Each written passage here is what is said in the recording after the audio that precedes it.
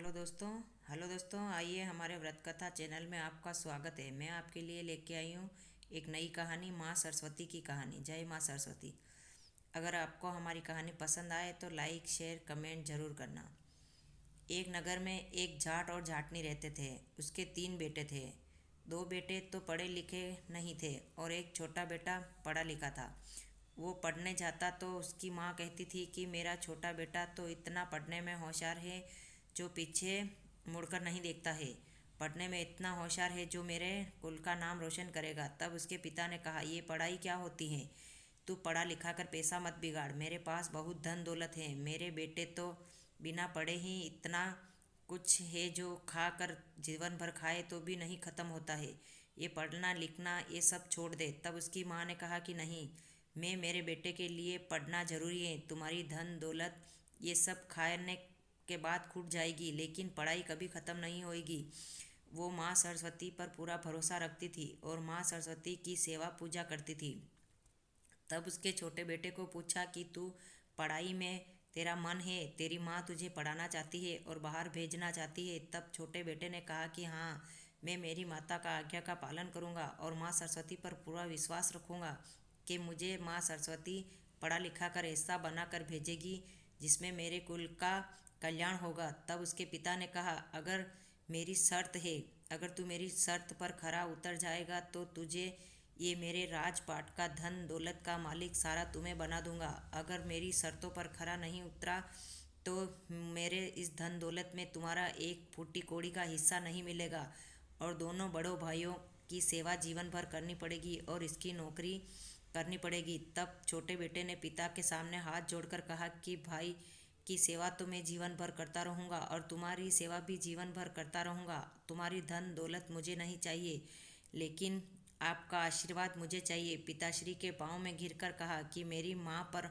उंगली मत उठाओ और मेरी सरस्वती माँ मेरे साथ खड़ी है। मैं मेरी जन्म देने वाली माता को और माँ सरस्वती को दोनों को बराबर का दर्जा देता हूँ। मेरी माता जन्म देने वाले की आज्ञा का पालन करता हूँ और माँ सरस्वती पर पूरा भरोसा करता हूँ। तब उसकी माँ को जाट ने कहा कि अगर तेरी माँ सरस्वती इतनी ही सच्ची है तो तू तेरे बेटे के लिए मन माने पैसे लेकर जा। मेरे भंडार भरे हैं, कोई कमी नहीं है। अगर तेरा बेटा कुछ बनकर नहीं आया तो मेरी दहलीज में कभी तेरी जगह नहीं होगी। तेरे बेटे को लेकर वन में निकल जाना। अगर तेरा बेटा कुछ बनकर आ गया तो सारी धन दौलत का मालिक तेरे बेटे को बना दूंगा। तब उसने हाँ कर दी और पढ़ने के लिए बेटे को भेज दिया।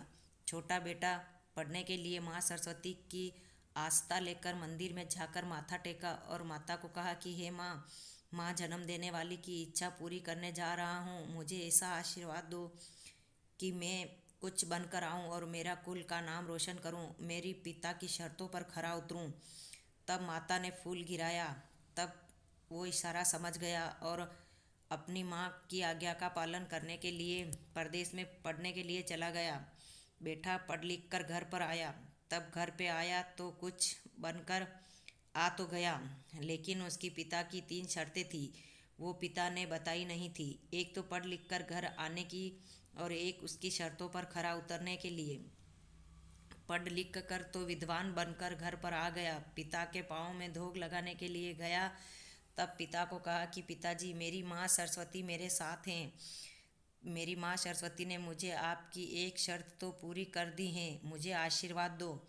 मुझे आपकी धन दौलत नहीं चाहिए। तब पिता ने कहा, नहीं, तेरी माँ सरस्वती की 2 शर्तें और बाकी है। अगर मेरी 2 शर्त पूरी हो जाएगी तो मैं मेरी शर्तों से पीछे नहीं हटूंगा। तब बेटे ने कहा कि पिता, वो भी मुझे मंजूर हैं। तब पिता ने कहा कि 3 बाण लो और तीनों भाई मेरे पास खड़े रहो। पिता ने तीनों बाण तीनों भाइयों को दे दिया और बोला कि तीनों दिशाओं में अपनी अपनी मर्जी से फेंक दो। तीनों भाइयों ने अपनी अपनी मर्जी से तीनों दिशाओं में बाण फेंक दिया। बड़ा भाई का बाण तो किसान के घर पर गया, किसान के आंगन में जाकर गिरा। दूसरा भाई का बाण तो एक मछियारे के घर आंगन में जाकर गिरा और तीसरा भाई का बाण तो उसी नदी के किनारे एक मेंढकी के जाकर पास गिरा। तब उस मेंढकी ने वो बाण हाथ में लेकर खड़ी हो गई। अब पिता और पुत्र तीनों बाणों को ढूंढने के लिए अपनी अपनी दिशाओं में गए। पहले बड़े भाई की दिशाओं में गए तीनों भाई और अपने पिता। तब अपना बाण ढूंढते हुए नगर की ओर गए तो एक किसान के आंगन में एक सुंदर सी कन्या लेकर बाण को खड़ी थी। कहा कि ये बाण किसने भेजा है? तब उस जाट ने कहा कि ये बाण मेरे पुत्र ने फेंका है, जिसके भी घर पर जाकर गिरेगा, जिसकी बेटी से मेरा बेटा विवाह करेगा। तब उस सुंदर सी कन्या से उसके बड़े बेटे का विवाह करा दिया। दूसरा बाण मछुआरे के आंगन में जाकर गिरा। दूसरे बाण को ढूंढने के लिए तीनों पुत्र और उनके पिता गए तो मछुआरे की बेटी से उस मझले भाई का विवाह करवा दिया। अब तीसरे की बारी। तीसरा उसके बाण ढूंढने के लिए उसी नदी के किनारे पर उसका बाण मिला। इधर उधर देखा तो कहीं कोई घर नजर नहीं आ रहा था, न उसका बाण मिल रहा था। तब उसने देखा कि अब मेरी किस्मत कहाँ जाकर खुलेगी। तब हाथ जोड़कर माँ सरस्वती को याद किया कि हे माँ सरस्वती, मैं तेरी शर्तों पर खरा उतरना चाहता हूँ और तुझसे जो मांगता हूँ जो तू मुझे देती है, लेकिन आज क्या हुआ? तू मुझ पर क्यों रुष्ट है? मेरा बाण मुझे नहीं मिल रहा है। तब माँ सरस्वती ने इशारा किया तो वो समझ गया। पीछे मुड़कर देखा तो उसका बाण मेंढकी के मुंह में खड़ा लगा दिखा। तब उसने अपनी किस्मत को कोसा। फिर भी माँ सरस्वती पर पूरा भरोसा रखा और पिता को कहा कि पिता, मेरा विवाह इस मेंढकी के साथ करा दो। तब पिता ने कहा, यही उम्मीद थी तेरी माँ सरस्वती से, मुझे यही उम्मीद थी, वही करना है। अब तेरी शर्त यहीं पूरी होगी। मेंढकी हाथ में लिए बाण खड़ी हुई थी। मेंढकी के हाथों से बाण लिया और पिता अपने किस्मत को कोसता हुआ आगे चलने लगा। तब पिता को पीछे से उस मेंढकी ने लड़की की आवाज़ लगाई कि ससुरा जी, क्यों मुझे बहू के रूप में नहीं पाना चाहते हो? मुझे बहू के रूप में पालो, मैं ही तुम्हारे पुत्र के किस्मत में आई हूँ। भाग्य आगे से जोड़कर मैंने नहीं भेजे हैं, मैं विधाता ने आगे से जोड़ी बनाकर भेजी है। मैं आपके पुत्र से विवाह करना चाहती हूँ। तब पीछे मुड़ के देखा, कोई लड़की दिखाई नहीं दी। तब पुत्र ने कहा, पिता, मैं आपकी शर्तों पर खरा उतरना चाहता हूँ, इसी मेंढकी से विवाह करना चाहता हूँ। पुत्र का विवाह उस मेंढकी के साथ पिता ने करवा दिया। तीनों पुत्रों की बहू को लेकर जाट अपने घर पर गया। घर पे जाकर बहुत छोटे बेटे पे और उसकी पत्नी पर बहुत गुस्सा था, लेकिन उसके मन में ही रखता था, बाहर किसी को नहीं जताता था। उसकी पत्नी को कहा कि तीनों बहुओं की आरती उतार कर अपना अपना कमरा अपने अपने बहुओं को दिखा दो। वही किया उसकी पत्नी ने जो जाट ने कहा था। यह कर कर जाटनी बहुत दुखी रहती थी और माँ सरस्वती को याद करती रहती थी कि माँ सरस्वती, मैं मेरे पति के वचनों पर खरी नहीं उतर पाई हूँ। हाँ, मेरा बेटा पढ़ लिख कर विद्वान बनकर तो आ गया है, लेकिन क्या कि मेरे पति की शर्तें सारी मेरे पुत्र ने मान ली है। लेकिन मेरे पुत्र के भाग्य में क्या लिखा है? मेंढकी से विवाह? कोई बात नहीं। मेंढकी के जीवन के साथ मेरा पुत्र कैसे जीवन बिता पाएगा? तब फिर भी माँ सरस्वती पर विश्वास रखती हुई वहीं पर संतुष्ट रहती थी। एक दिन जाट ने कहा कि मैं तीनों बहुओं के हाथ का भोजन करना चाहता हूँ। तब मेंढकी के हाथों का बना हुआ भोजन कैसे खा सकता है, वो उसे कुछ भी पता नहीं था। तीनों बेटों को बुलाया और उसके मन में इच्छा थी जो तीनों पुत्रों को बताई। तब उसने तीनों पुत्रों को बुलाकर कहा कि मैं आज तीनों बहुओं के हाथ का खाना खाना चाहता हूँ। सुबह मैं बड़ी बहू के हाथ का खाना खाऊंगा और दोपहर में छोटी बहू का, और उसके शाम को तीसरी वाली बहू का हाथ का खाना खाऊंगा, क्योंकि अब मुझे ये स्वाद चखना है कि कौन सी बहू अच्छा खाना बनाती है। मुझे कोई नहीं सुनना है और किसी की सिपाही नहीं सुननी है, मुझे बस तीनों बहुओं के हाथ का खाना खाना है। तीनों बेटे अपने अपने कमरे में चले गए। दोनों बेटे तो खुश होते हुए गए कि आज मेरी पत्नियां अच्छा खाना बनाएगी, पिता प्रसन्न हो जाएंगे। लेकिन छोटा बेटा माँ सरस्वती को याद करता हुआ अपनी चिंता में डूबा हुआ अपने कमरे में जाकर सो गया तो माँ सरस्वती उसके सपने में आई और कहने लगी कि बेटा, क्यों मुझ पर भरोसा नहीं है? क्यों मेरे भरोसे पर तुम खरे उतरना नहीं चाहते हो? मैं तुम्हारे साथ हूँ, सारा कल्याण होगा, तुम बेचिंते सो जाओ। छोटा बेटा जाकर सो गया, फिर भी उसे नींद नहीं आई। बड़ा बेटा तो खुश हो रहा था कि सुबह मेरी पत्नी अच्छे पकवान बनाकर मेरे पिता को खिला देगी। मझला बेटा भी खुश हो रहा था। सुबह होते से ही दोनों बहुओं ने अपने अपने रसोई में चली गई। तीनों रसोइयाँ तीनों बेटों की बहू को दे दी थी और सुबह का भोजन बड़ी बहू ने बनाया और बहुत खुश होते हुए पति ने उसका साथ दिया और अच्छा भोजन बनाकर टेबल पर रख दिया और ससुरा जी को आवाज़ लगाई कि ससुरा जी आओ भोजन कर लो, ससुरा जी खाना खाने बैठे। तो ससुरा जी ने पहला ही नवाला लिया, एक दांत टूट गया। दूसरा नवाला लेने लगा, फिर दूसरा दांत टूट गया। वहीं पर खाना छोड़कर जाट आकर भूखा ही अपने बेड पर सो गया। फिर दोपहर हुआ और जाट ने सोचा कि चलो मझली बहू ने तो अच्छा बनाया होगा, सुबह से भूखा हूँ लेकिन थोड़ा अच्छा तो मिल जाएगा। वही दोपहर हुई और जाट ने मझली बहू ने आवाज़ लगाई, ससुरा जी पधारो, खाना टेबल पर लगा हुआ है, आओ जाओ खा लो। मझली बहू के हाथ का खाना खाने के लिए जाट अच्छे से रेडी तैयार होकर खाना खाने गया। तब जाट ने खाना मुंह में लिया और देख कड़ूसा खाना लगा और अपना मन नहीं भराया, खाना वहीं पर छोड़कर आ गया। आकर भूखा ही जाट सो गया। फिर जाट अपने बेड पे सोता हुआ सोच रहा था, दोनों बहुओं ने तो अच्छा खाना खिला दिया है, मैंने खा लिया है, लेकिन आज सुबह से भूखा हूँ। मेंढकी बहू क्या खाना बनाती है और क्या खिलाती है। तब मेंढकी बहू खाना बनाने लगी। कई तरह के पकवान मेंढकी ने बनाए और कई तरह के व्यंजन बनाकर टेबल पर रख दिए और पति को बोला कि पिताजी को आवाज़ लगाओ, क्योंकि मेरे ससुर जी हैं, मैं उनका मान रखती हूँ, मैं ससुर जी को आवाज़ नहीं लगा सकती हूँ। उसके छोटे बेटे ने आवाज़ लगाई और कहा, पिताजी आ जाओ खाना खा लो, अपनी बहू के छोटी बहू के हाथ का खाना तैयार है। जाट उदास मन से आया और कहने लगा, क्या मेंढकी ने मेरे लिए क्या बनाया होगा। तब जाट ने आकर देखा तो कई प्रकार के व्यंजन बने हुए टेबल पर सजे हुए थे। तब जाट आश्चर्यचकित हो गया और दोनों बहू और बेटे भी आश्चर्यचकित हो गए और देखते ही रह गए। खाना तो खाने जाट और जाटनी बेटे, लेकिन मुंह में पानी दोनों बहू बेटे को भी आ रहा था। खाना तो पेट भरकर जाट ने खा लिया, लेकिन अपने मुंह से इतनी प्रशंसा करने लगा तब उसकी कोई सीमा नहीं थी। जाट और जाटनी खुश होकर अपने कमरे में जाकर सो गया। ऐसी नींद आई कि सुबह होते ही पता ही नहीं चला कि कब सुबह हो गया है। दूसरे ही दिन जाट ने सोचा कि क्या खाने में आनंद था। सुबह सुबह उस खाने की प्रशंसा करते हुए उसे फिर से याद आया कि मुझे तो ऐसा कमीज चाहिए जो मेरे तीनों बहुओं के हाथ का पहनना है।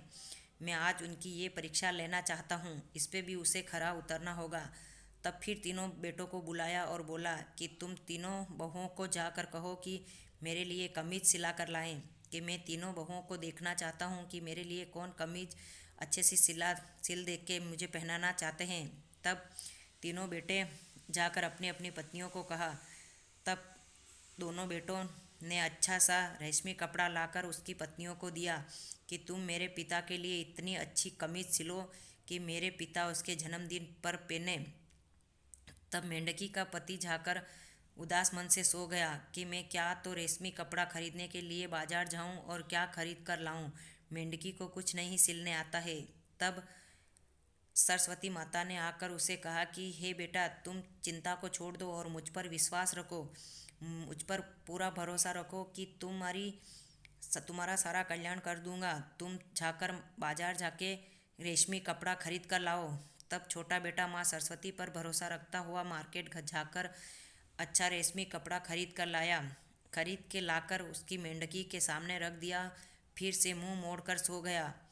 बड़े बेटे की बहू ने तो ऐसा कमीज सिला जैसे नौकर पहन कर आते हैं। छोटी बहू ने ऐसा सिला कि कोई धोबी के कपड़े घर पर धोने के लिए छोड़कर गया हो, वैसा कपड़ा सिला। और मेंढकी बहू ने ऐसा सिला कि उसके जन्मदिन पर पहनकर सारी समाज के सामने वो गर्व से कह सके कि मेरी छोटी बहू ने सिला है। फिर दिन होते ही सुबह होते ही तीनों बेटों को बुलाया और कहा कि अपना अपना कमीज लाकर बहुओं को कहो कि मेरे सामने आए। तब तीनों बड़ी बहू लेकर आई तो कहा कि बहू, ये तो मेरे घर के नौकर भी नहीं पहनते हैं। तब मजली बहू को बुलाया। मजली बहू अपना कमीज खुश होती हुई लेकर आई कि ससुर जी को मेरा ही कमीज पसंद आएगा। तब छोटी बहू लेकर मजली बहू के हाथ का कमीज लेकर ससुराजी ने कहा कि ये किसी धोबी के घर से उठा कर लाई हो। तब तीसरी बहू ने अपने ससुराजी के सामने उपस्थित नहीं की, अपने पति को कहा कि ये मेरा सिला हुआ कमीज जाकर अपने पिता को दे दो। तब छोटा बेटा कमीज लेकर उदास मन से आया और नजरें झुकाता हुआ आया कि मैं पिता से नजरें नहीं मिला सकता हूँ, क्योंकि मैं पिता की शर्तों पर खरा नहीं उतर पाया हूँ। पिता के सामने शर्ट कमीज लेकर आगे बढ़ा तो पिता ने हाथ में से कमीज लेकर कहा कि ये कमीज तो मेरे जन्मदिन पर मैं पहनूंगा, क्योंकि पूरी सभा मुझे ही देखती रह जाएगी। कमीज लेकर पिता अपने कमरे में चला गया और तीनों बहुएं अपना मुंह देखती रह गई। छोटा बेटा उदास मन से अपने कमरे में जाकर बैठ गया कि पिता ने कुछ नहीं कहा और मेरे हाथ में से कमीज झपट कर अपने कमरे में चले गए।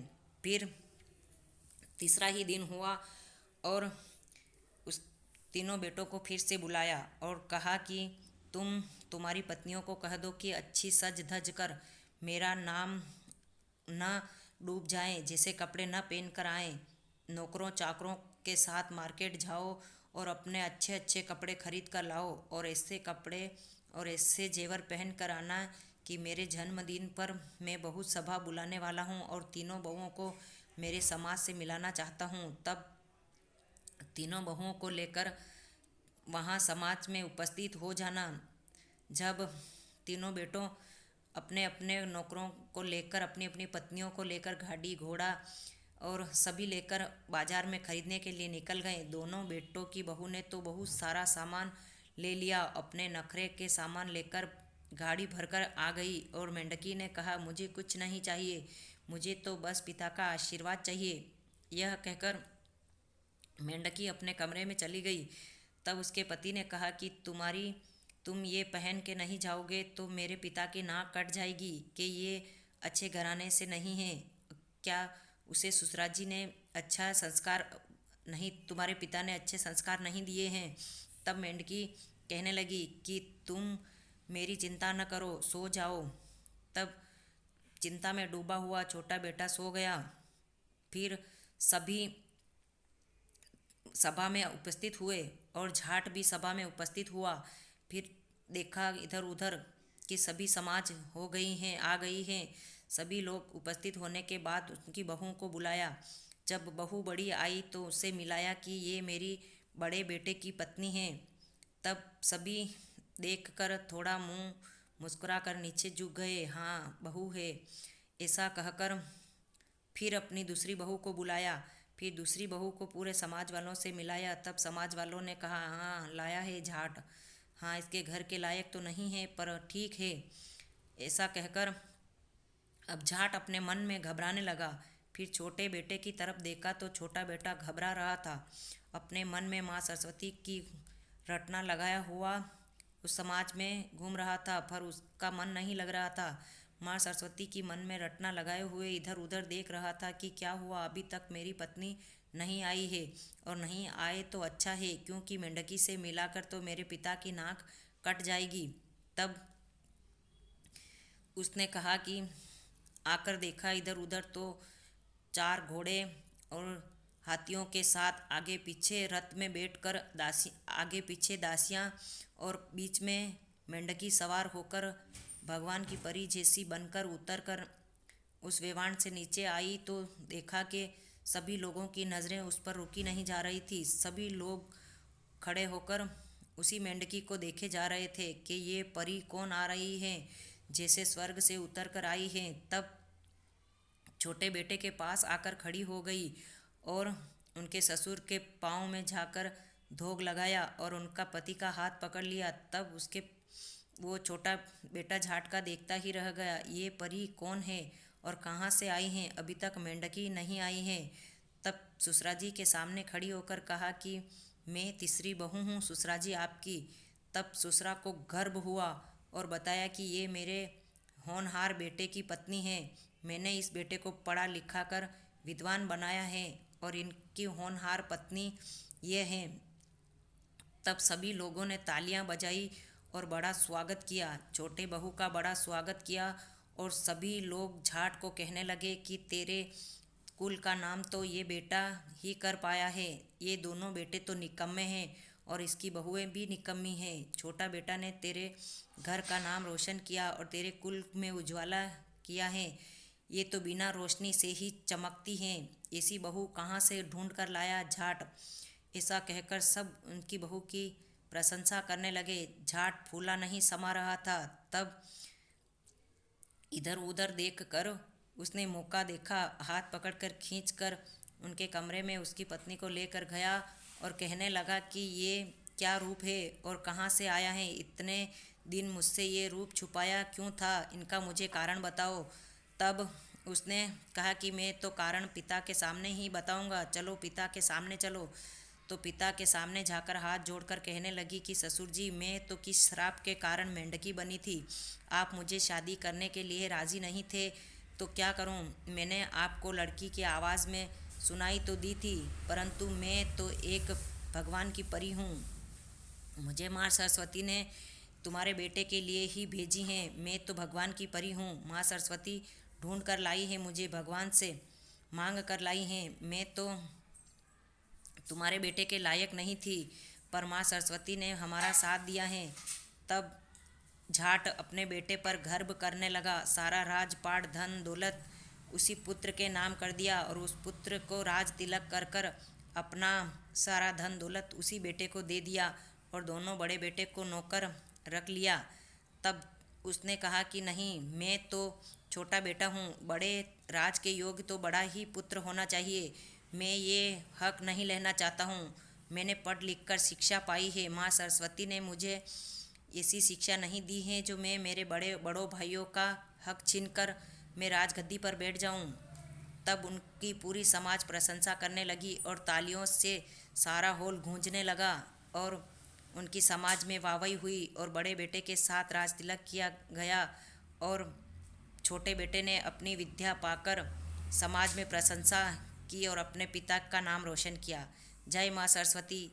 जब तुमने छोटे बेटे का साथ दिया, जैसा सबका देना और माँ का दिल उसी उसी का माँ का मान रखा और माँ की उम्मीदों पर खरा उतरने की उस पुत्र को शक्ति दी। हे माँ, हर माँ ऐसी ही तुमसे विनती करती रहे और हर पुत्र को ऐसा ही खरा उतरने के लिए आप ऐसा ही पुत्र दे।